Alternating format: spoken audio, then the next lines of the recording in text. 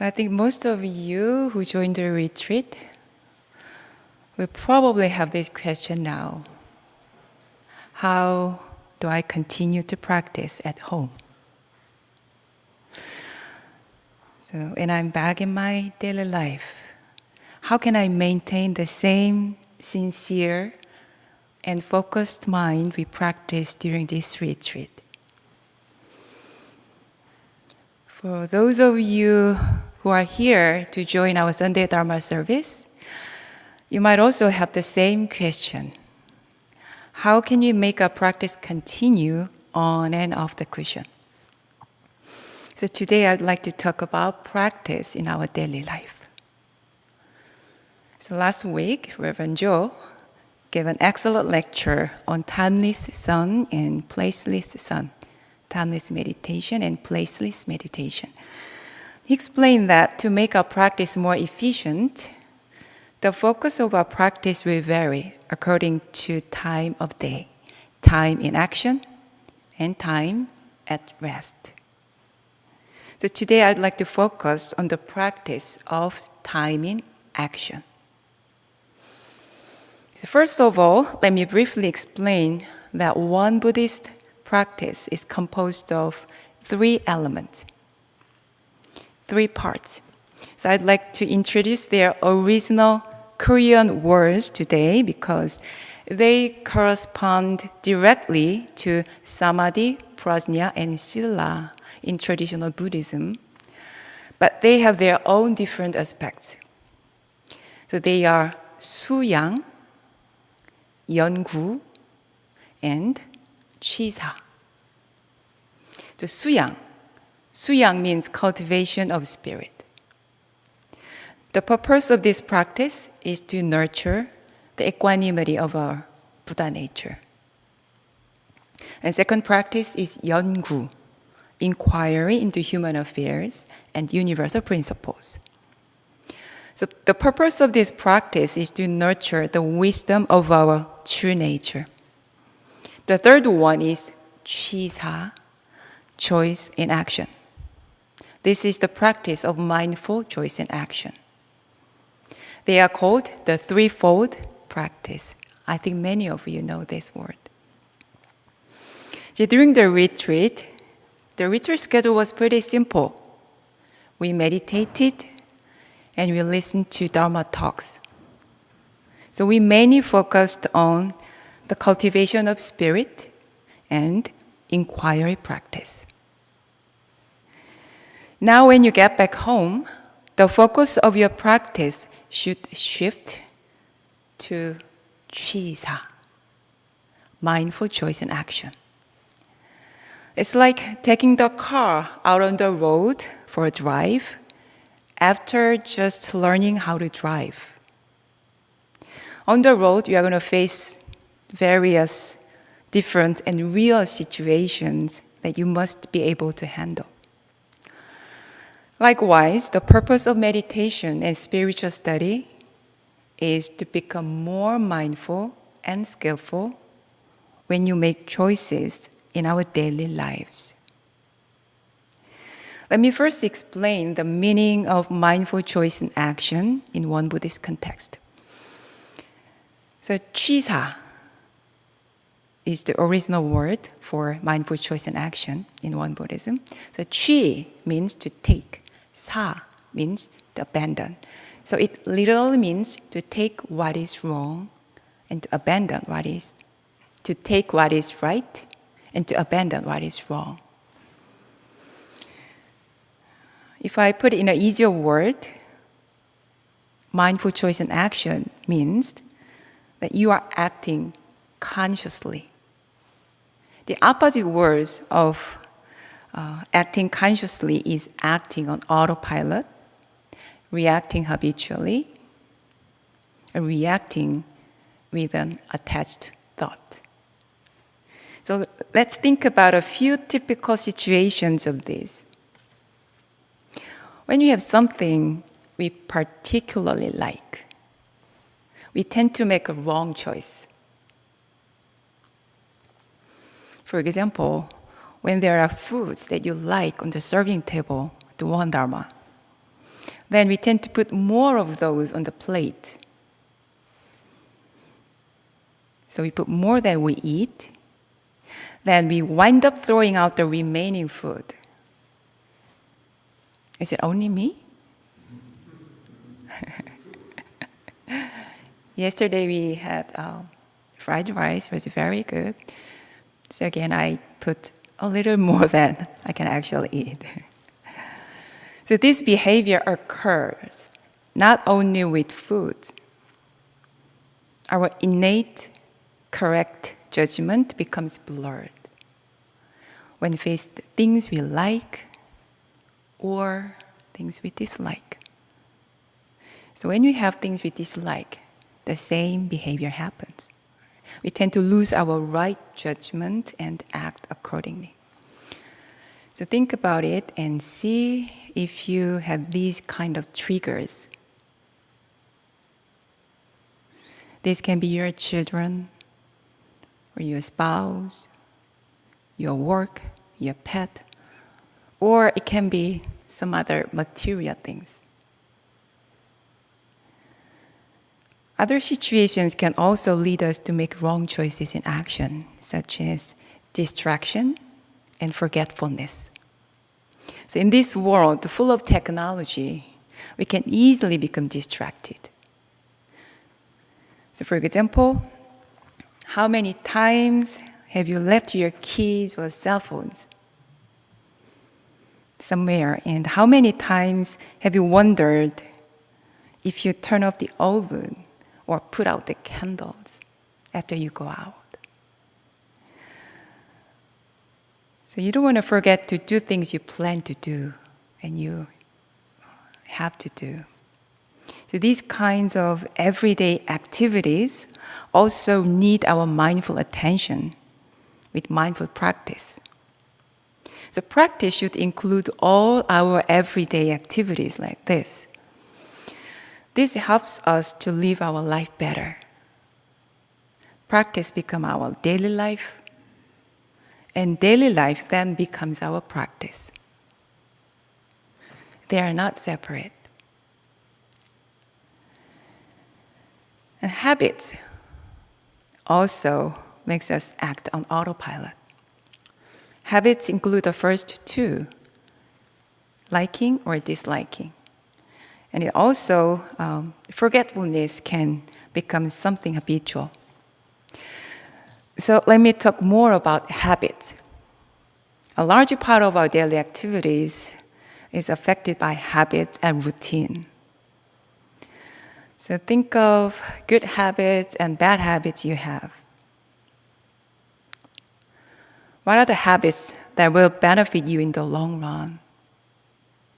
And what are the bad habits that bring a negative effect in your life?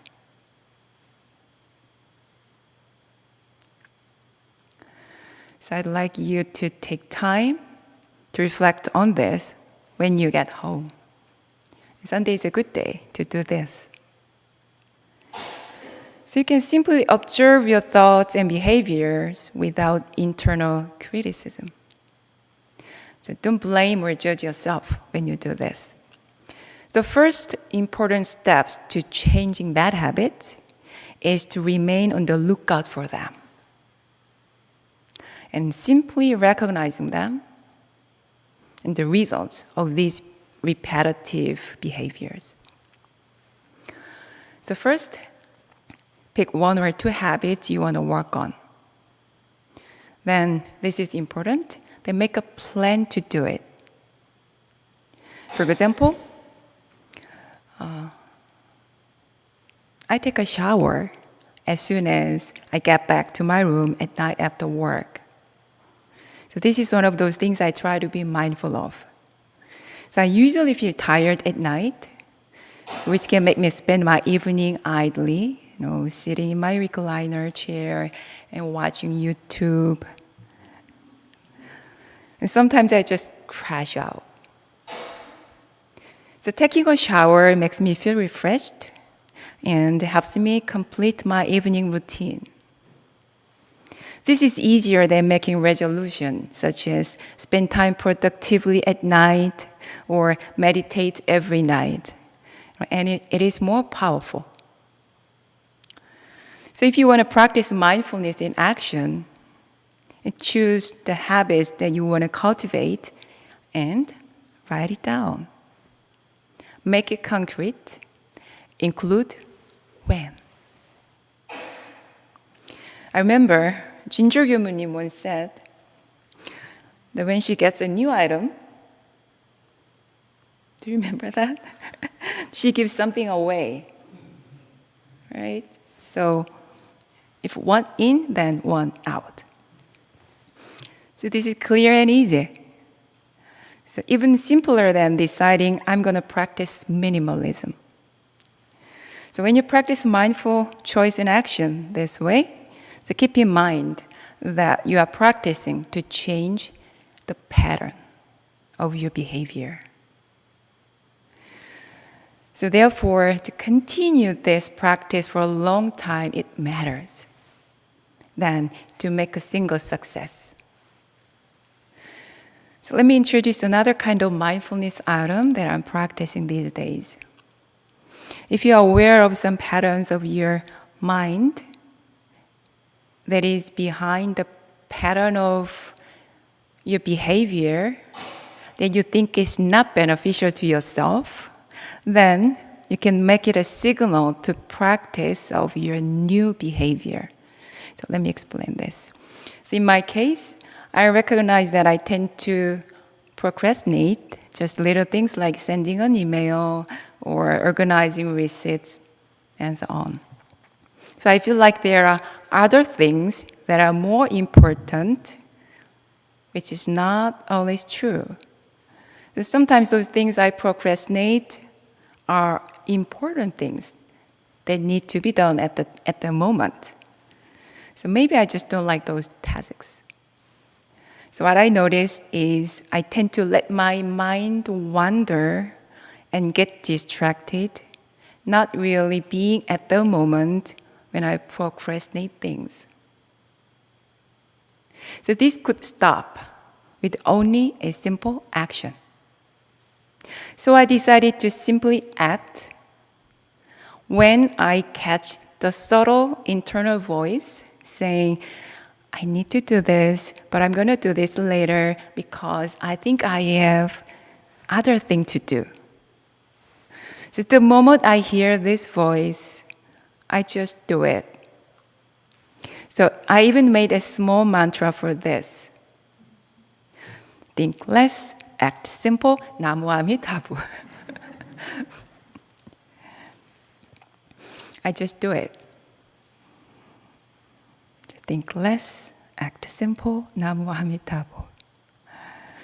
So I even practice this.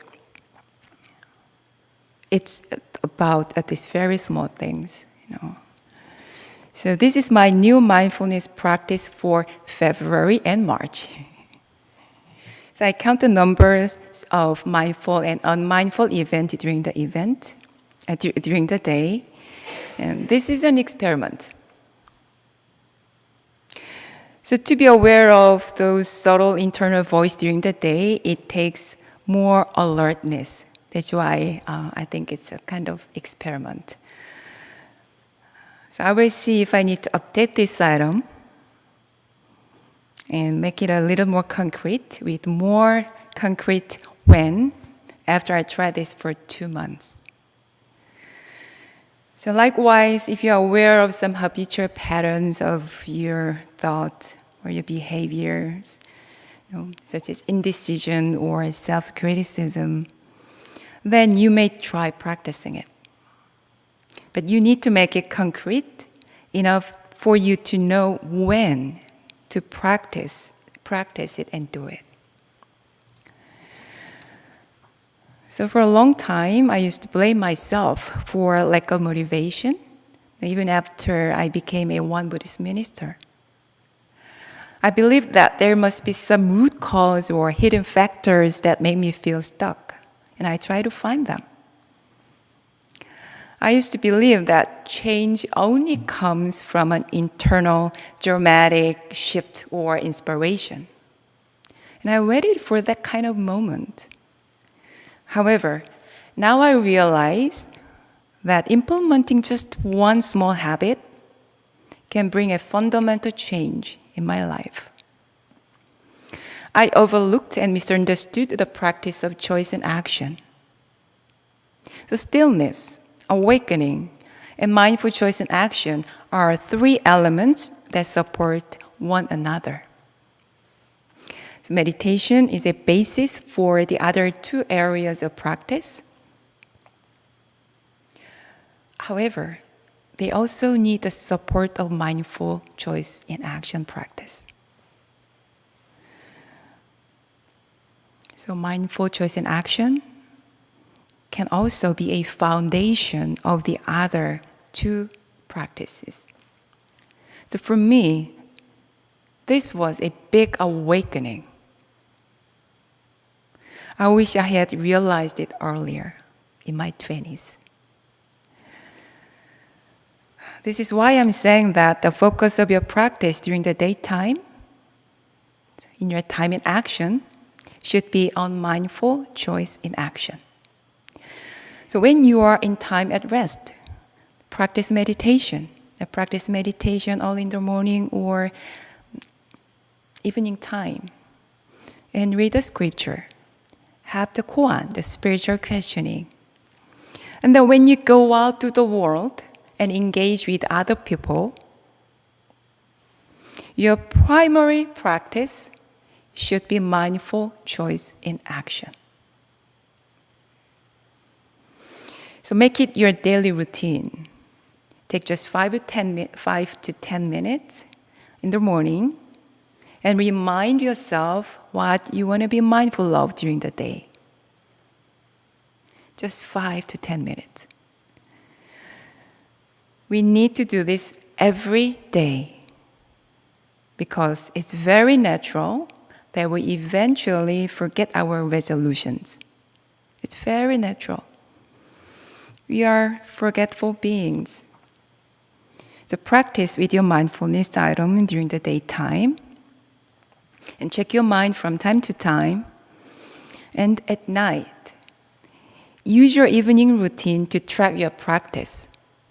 And then write down just a few lines, 2 or 3 lines, we work about your practice today and your practice for tomorrow. This practice is based on the fact that our mind is originally free from wrongdoings. Our practice is all about recovering our original mind, ilwonsang mind, and our true nature.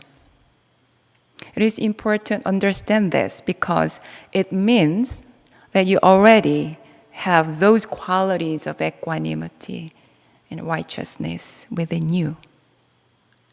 If you have this notion, then you feel inclined to change yourself as you want. And that's possible. So there is nothing that prevents you from changing. So today I talked about how we can practice in our daily life. So remember these 3 things. You can continue practice through mindful choice and action, and journaling to track your practice, and daily routine to do this every day. So through this practice, may we all find the Buddha within us. Thank you.